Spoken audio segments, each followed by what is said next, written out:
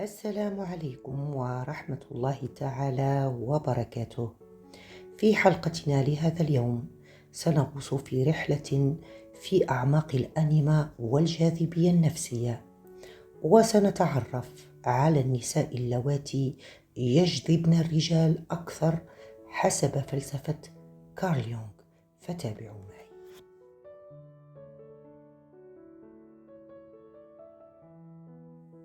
في عالم العلاقات الإنسانية المعقدة، تبقى الجاذبية بين الجنسين واحدة من أكثر الظواهر إثارة للاهتمام والغموض. لماذا ينجذب الرجل إلى امرأة معينة دون أخرى؟ ما هي القوى الخفية التي تحرك مشاعر الحب والإعجاب؟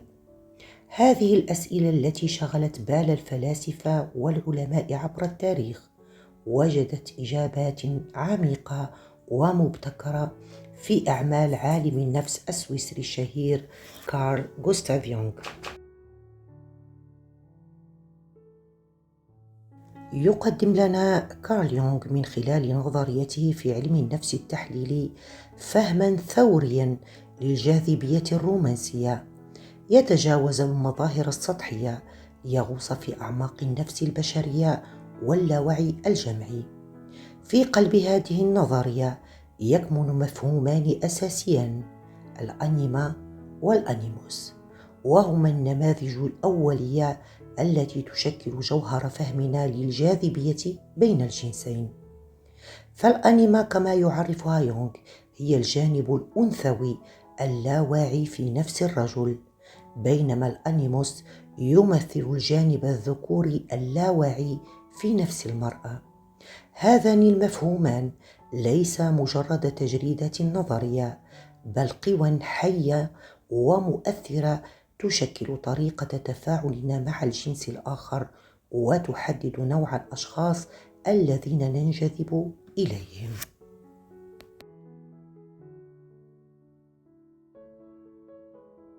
نمر الآن إلى تعريف الأنيما ومفهومها الأساسي في نفس الرجل. فالأنيما المشتقة من الكلمة اللاتينية التي تعني النفس أو الروح، تمثل واحدا من أهم المفاهيم في علم النفس اليونغي. يصفها يونغ بأنها النموذج الأولي للحياة ذاتها، وهي تجسد الجانب الأنثوي الكامن في اللاوعي الذكوري. هذا المفهوم لا يقتصر على كونه مجرد فكرة نظرية، بل يمثل قوة نفسية حقيقية تؤثر على سلوك الرجل وطريقة تفاعله مع العالم الخارجي، وخاصة مع النساء. تتكون الأنيما من طبقات متعددة من الخبرات والتأثيرات في أعمق مستوياتها، تحمل بصمات الخبرات الجمعية للإنسانية مع الأنوثة عبر التاريخ، بينما في مستوياتها الأكثر شخصية تتشكل من خلال تجارب الرجل المبتكرة مع النساء في حياته، وخاصة والدته. هذا التداخل بين الشخصي والجمعي يجعل من الأنيما قوة معقدة ومتعددة الأوجه، تؤثر على الرجل بطرق قد لا يدركها بوعيه. إليكم الآن مراحل تطور الأنيما الأربعة حسب كارل يونغ. المرحلة الأولى، وهي كما سماها مرحلة حواء. في هذه المرحلة الأولية تظهر الأنيما في صورة المرأة البدائية، الأم الأرضية التي تمثل الغرائز الأساسية والحاجات البيولوجية. الرجل في هذه المرحلة ينجذب إلى النساء اللواتي يجسدن الأمومة والرعاية والحماية. هذه المرحلة ضرورية، ولكنها قد تكون محدودة إذا لم يتطور الرجل إلى ما هو أبعد منها. المرحلة الثانية يسميها يونغ هيلين. تمثل هذه المرحلة الجمال والإغراء والرومانسية. هنا تظهر الأنيما في صورة المرأة الفاتنة التي تثير الشغف والرغبة. الرجل في هذه المرحلة ينجذب إلى الجمال الخارجي والسحر الأنثوي، وقد يقع في فخ التعلق بالمظاهر السطحية دون فهم عميق للشخصية. المرحلة الثالثة، وهي كما يسميها كارل يونغ مريم العذراء. في هذه المرحلة الأكثر نضجاً تتجلى الأنيما في صورة المرأة الروحية والمقدسة. الرجل هنا يبحث عن شريكة تجسد القيم العليا والمثل الروحية. هذه المرحلة تتميز بالبحث عن الحب الحقيقي والعلاقات ذات المعنى العميق. المرحلة الرابعة والأخيرة حسب يونغ واسمها صوفيا، وهي المرحلة الأكثر تطوراً، حيث تمثل الأنيما الحكمة والمعرفة العميقة. الرجل في هذه المرحلة ينجذب إلى النساء اللواتي يجسدن الذكاء والحكمة والفهم العميق للحياة، وهذه هي مرحلة النضج الكامل للأنيما.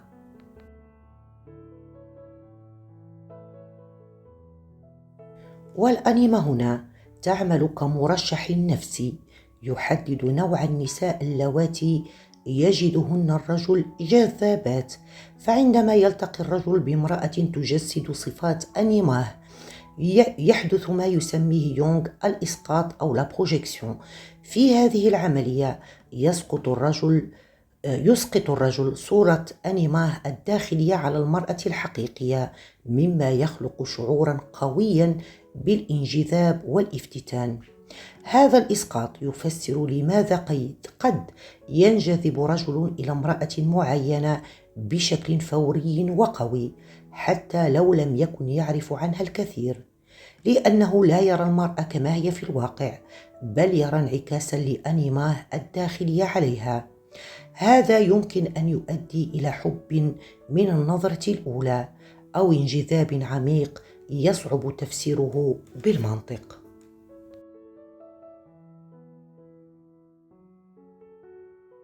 نمر الآن إلى شرح خصائص النساء اللواتي يجذبن الرجال حسب الأنيما.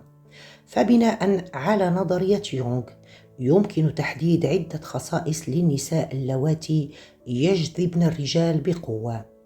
أولاً، الغموض والعمق العاطفي. فالنساء اللواتي يحملن هالة من الغموض ويظهرن عمقاً عاطفياً يجذبن الرجال لأنهن يجسدن الطبيعة اللاواعية للأنيما. فالأنيما نفسها غامضة ومعقدة، لذلك الرجل ينجذب إلى النساء اللواتي يعكسن هذه الصفات. ثانياً، الحدس والحساسية. فالأنيما ترتبط بالجانب الحدسي والعاطفي من النفس، لذلك الرجال ينجذبون إلى النساء اللواتي يظهرن حساسية عالية وقدرة على فهم المشاعر والأحاسيس الدقيقة. ثالثاً، الإبداع والخيال. فالنساء المبدعات اللواتي يملكن خيالاً واسعاً يجذبن الرجال لأنهن يجسدن الجانب الإبداعي للأنيما. ويونغ يعتبر الأنيما مصدراً مهماً للإلهام والإبداع في نفس الرجل. رابعاً وأخيراً، التناقض والتعقيد. فالنساء اللواتي يجمعن بين صفات متناقضة: القوة والضعف، البراءة والحكمة، الحنان والاستقلالية، يجذبن الرجال لأنهن يعكسن الطبيعة المعقدة والمتناقضة للأنيما نفسها.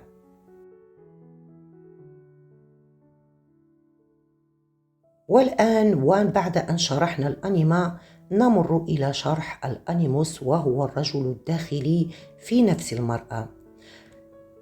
فالأنيموس المشتق من الكلمة اللاتينية التي تعني الروح أو العقل هو المفهوم المقابل للأنيما في علم النفس اليونغي. يمثل الأنيموس الجانب الذكوري الكامن في اللاوعي الأنثوي، على عكس الأنيما التي ترتبط بالجانب العاطفي والحدسي. يرتبط الأنيموس بالجانب العقلاني والمنطقي والموجه نحو الفعل في نفس المرأة. يتكون الأنيموس مثل الأنيما من طبقات جمعية وشخصية. على المستوى الجمعي يحمل الأنيموس بصمات الخبرات الإنسانية مع الذكورة عبر التاريخ، بينما على المستوى الشخصي يتشكل من خلال تجارب المرأة المبكرة مع الرجال في حياتها وخاصة والدها. هذا التفاعل بين التأثيرات الجمعية والشخصية يجعل من الأنيموس قوة نفسية معقدة تؤثر على المرأة بطرق قد لا تدركها بوعيها. نمر الآن إلى مراحل تطوير الأنيموس. يحدد يونغ هنا أيضا 4 مراحل أساسية لتطور الأنيموس في نفس المرأة، كل مرحلة تعكس مستوى مختلفا عن النضج النفسي. المرحلة الأولى وهي الرجل البدني. في هذه المرحلة الأولية يظهر الأنيموس في صورة الرجل الذي يمتلك القوة البدنية والرجولة الخام. المرأة في هذه المرحلة تنجذب إلى الرجال الذين يجسدون القوة الجسدية والقدرة على حمايتها. هذه المرحلة تعكس الحاجة الأساسية للأمان والحماية. أما المرحلة الثانية فهي الرجل الفاعل أو الرومانسي.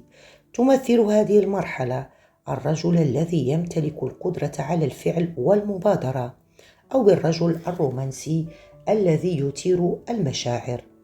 المرأة هنا تنجذب إلى الرجال الذين يظهرون الكفاءة والقدرة على تحقيق الأهداف، أو الذين يمتلكون جاذبية عاطفية قوية. أما المرحلة الثالثة يسميها يونغ رجل الدولة أو المعلم. في هذه المرحلة الأكثر نضجاً يتجلى الأنيموس في صورة الرجل الذي يمتلك السلطة الفكرية والمعرفية. المرأة هنا تبحث عن شريك يجسد الحكمة، التوجيه والقدرة على القيادة. هذه المرحلة تتميز بالبحث عن الشراكة الفكرية والنمو الشخصي. أما المرحلة الرابعة والأخيرة يسميها يونغ حامل المعنى، وهذه المرحلة الأخيرة هي الأكثر تطوراً، حيث يمثل الأنيموس الحكمة الروحية والمعنى العميق. المرأة في هذه المرحلة تنجذب إلى الرجال الذين يجسدون الروحانية، الفهم الفلسفي والقدرة على إلهامها. هذه هي مرحلة النضج الكامل للأنيموس.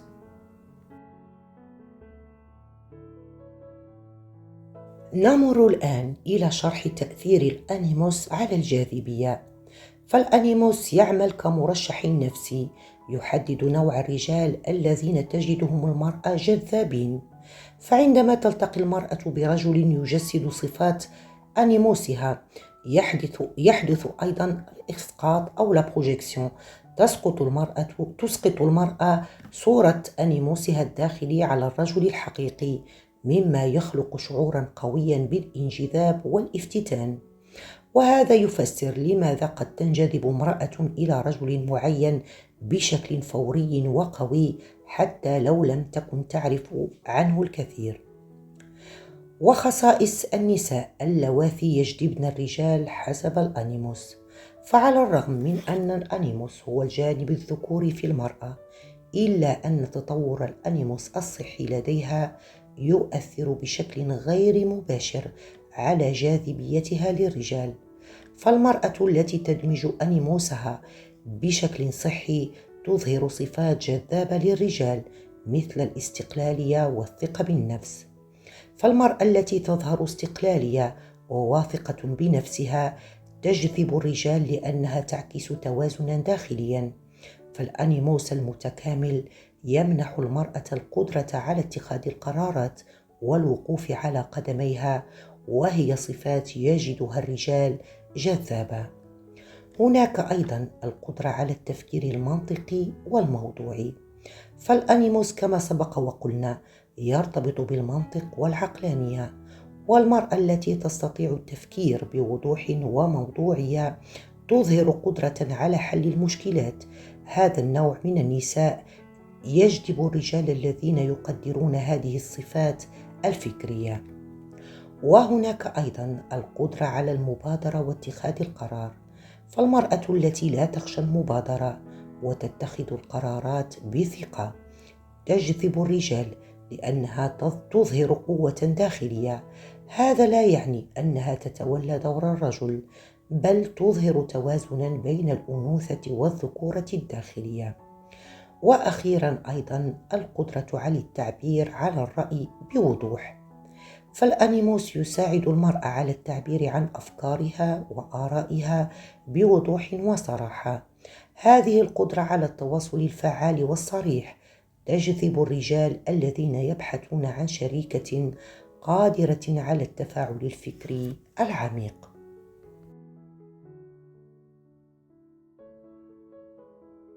ونلاحظ من هنا أن الأنيما والأنيموس تعتبر هذه المفاهيم حجر الزاوية في فهم يونغ للجاذبية الرومانسية. فالانجذاب لا يقتصر على المظاهر الخارجية أو الصفات الواعية للشخص، بل يمتد إلى اللاوعي، حيث تسقط الأنيما والأنيموس صورتهما الداخلية على الشريك المحتمل. هذه العملية التي يسميها يونغ الإسقاط هي المحرك الأساسي للحب من النظرة الأولى والافتتان العميق. فعندما ينجذب الرجل إلى امرأة، فإنه في كثير من الأحيان لا ينجذب إليها كفرد مستقل بذاته، بل ينجذب إلى الصورة التي تمثلها أنيماه الداخلية. وبالمثل عندما تنجذب المرأة إلى رجل، فإنها تسقط صورة أنيموسها الداخلي عليه. هذا الإسقاط يخلق شعورا قويا بالاتصال والتعرف، وكأن الشخص قد وجد الجزء المفقود من نفسه في الآخر. ومع ذلك فإن الإسقاط ليس دائما إيجابيا. ففي بداية العلاقة قد يكون الإسقاط قويا لدرجة أن الشخص لا يرى الشريك على حقيقته، بل يرى فقط المثالية التي بناها لا وعيه. هذا يمكن أن يؤدي إلى خيبة أمل عندما تبدأ الصورة المثالية في التلاشي، ويكتشف الواقع عن عيوب ونقائص الشريك. لذلك يرى يونغ أن الهدف من العلاقة ليس مجرد الإسقاط، بل هو التكامل الواعي لهذه الأجزاء اللاواعية. ووفقا لكارل يونغ، فالجاذبية الحقيقية لا تكمن في مجرد إسقاط الأنيما والأنيموس، بل في عملية التكامل. التكامل يعني أن يصبح الرجل واعيا بأنيماه الداخلية، وأن تصبح المرأة أيضا واعية بأنيموسها الداخلي. فعندما يحدث هذا، يتوقف الشخص عن إسقاط هذه الأجزاء على الآخرين، ويبدأ في دمجها في شخصيته الواعية. وهذا بالطبع يؤدي إلى نضج نفسي أكبر وعلاقات أكثر صحة. فالمرأة التي تجذب الرجال بشكل مستدام وعميق هي تلك التي حققت درجة من التكامل بين أنوثتها وذكورتها الداخلية.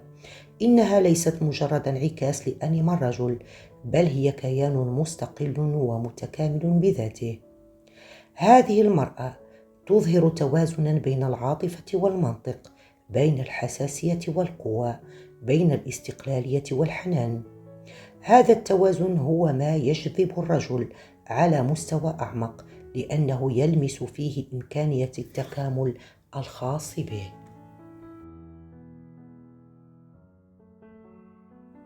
إذن متابعيني الكرام، وبناء على ما سبق، يمكن القول أن النساء اللواتي يجذبن الرجال أكثر حسب فلسفة كارل يونغ هن النساء اللواتي يجسدن صفات الأنيما المتكاملة، والتي تتضمن الوعي الذاتي والعمق النفسي. فالمرأة التي تفهم نفسها وتعي جوانبها المختلفة، بما في ذلك جانبها الأنثوي والذكوري، تكون أكثر جاذبية لأنها تعكس نضجا نفسيا. هذا الوعي يسمح لها بالتفاعل مع الرجل من مكان الأصالة وليس من مكان الإسقاط. التوازن بين العاطفة والمنطق. فالمرأة التي تستطيع التعبير عن مشاعرها بحرية، وفي نفس الوقت التفكير بمنطقية وعقلانية، تجذب الرجل لأنها تجسد التوازن الذي يسعى إليه في أنيماه. الاستقلالية والاعتماد على الذات.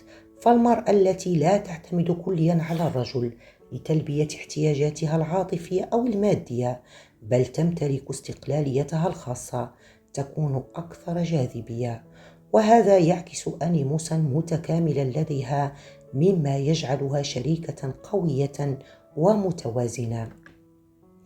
القدرة على الإلهام والتحفيز. فالأنيما كما قلنا هي مصدر الإلهام والإبداع، والمرأة التي تلهم الرجل وتدفعه نحو النمو والتطور وتساعده على اكتشاف جوانب جديدة في نفسه تكون جذابة بشكل استثنائي. إنها لا تكتفي بكونها موضوعا للإسقاط، بل تصبح محفزا للتكامل. وأخيرا الأصالة والصدق. فالمرأة التي تكون صادقة مع نفسها ومع الآخرين وتظهر شخصيتها الحقيقية دون أقنعة تجذب الرجل، لأنها تسمح له بالتواصل معها على مستوى أعمق وأكثر واقعية.